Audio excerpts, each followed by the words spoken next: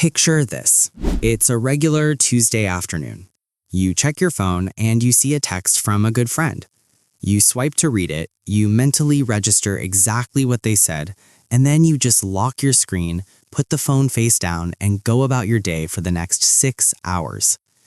People assume you're ignoring them or playing mind games or just don't care enough to take 10 seconds to type a response. Yeah, that's not apathy. That's a highly misunderstood psychological defense mechanism. If that sounds like you or someone you know, you're about to feel very understood. Today, we are talking about exactly why some people will read your message immediately, but wait hours or even days to actually reply. This matters so much right now because we live in a culture that demands constant, instant availability. And if you don't respond right away, people take it as a personal insult. You end up feeling guilty, they end up feeling rejected, and the whole relationship takes a heavy hit over a piece of glowing glass. But what you're about to discover is that this delayed response habit has almost nothing to do with the person texting you and everything to do with how your brain processes pressure. The first hidden layer here is about managing cognitive capacity. Think about a time when you were in the middle of a work project or cooking dinner or just finally relaxing and a text popped up that required a thoughtful answer. Your brain instinctively recognizes that responding isn't just typing words, it is a complete context shift. In psychology, this is tied to cognitive load theory, developed by John Sweller. Translation, your brain literally does not have the mental bandwidth to safely switch gears right now without dropping what you are currently holding.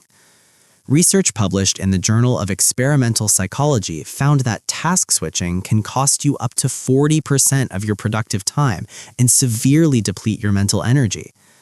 And if that sounds familiar, that's not a flaw. That's your mind doing exactly what it learned to do. You aren't being lazy, you're just fiercely guarding your mental reserves. And here's where it gets really interesting. A lot of delayed replying is actually driven by a secret perfectionism. Picture this, someone asks for your opinion or invites you to something, and you know you need to say the exact right thing. You open the text box, type half a sentence, delete it, and decide you'll answer later when you can sit down and really craft the perfect response. This leans into social evaluation anxiety, a concept heavily studied by psychologists like Mark Leary. Translation, you care so much about how your message will be received that it paralyzes you from sending anything at all. Research published in the Journal of Social and Clinical Psychology highlights that socially anxious individuals often delay communication to avoid perceived negative evaluation. And if that sounds familiar, that's not a flaw. That's your mind doing exactly what it learned to do. You aren't being ignoring them, you're just paralyzed by the pressure to be perfect. But let's be honest, not everything about this is easy. Waiting to reply often is a trauma response masquerading as procrastination. Think about a time when a specific person's name flashed on your screen and your chest immediately tightened. You read it, but the thought of engaging felt like staring at a mountain you didn't have the energy to climb. This is classic experiential avoidance, a core concept in acceptance and commitment therapy developed by Stephen Hayes. Translation, your brain views the incoming message as a threat to your emotional stability, so it hits the pause button to delay the discomfort. Research published in the journal Behavior Research and Therapy shows that experiential avoidance is a primary coping strategy when individuals feel emotionally overwhelmed by interpersonal demands. And if that sounds familiar, that's not a flaw. That's your mind doing exactly what it learned to do. You aren't ignorant of them, you're just paralyzed by the pressure to be perfect. But now here's something that might actually surprise you. Delaying your replies is often a subconscious attempt to reclaim your personal autonomy. Picture this. Your phone has been buzzing all morning with work emails, group chats, news alerts, and family check-ins. You read a message, and by choosing not to reply immediately, you take a deep breath. You are taking back control. This taps into self-determination theory, pioneered by Edward Deci and Richard Ryan.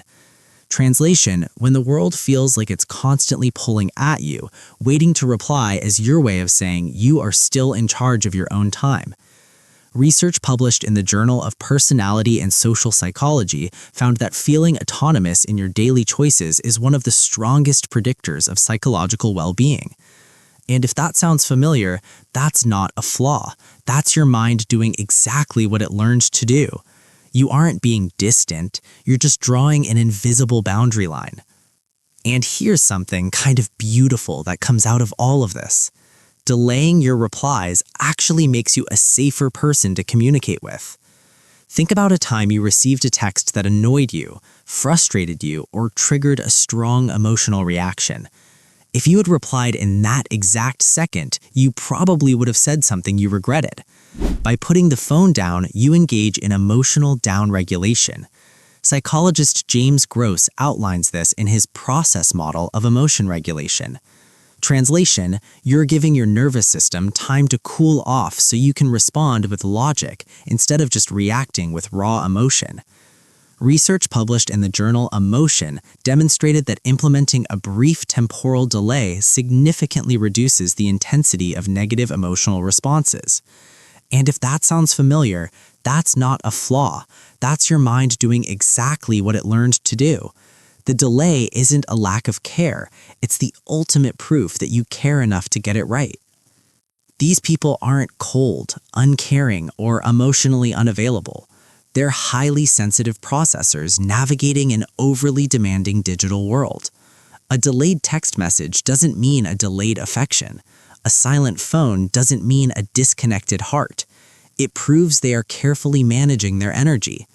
The most deeply empathetic people you'll ever meet are usually the ones who had to survive being totally overwhelmed by the world's constant demands first.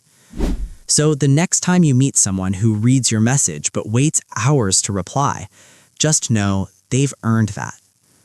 If this hit home for you, please subscribe. It genuinely helps this channel grow. And if you want to go even deeper into the psychology most people never talk about, hit that join button to become a channel member. I want to ask you something. What's the biggest reason you find yourself reading a text but waiting hours to reply? Tell me in the comments. I read every single one. And if you're ready for the next one, the next video is going to hit you even harder than this. Click it. You'll see why.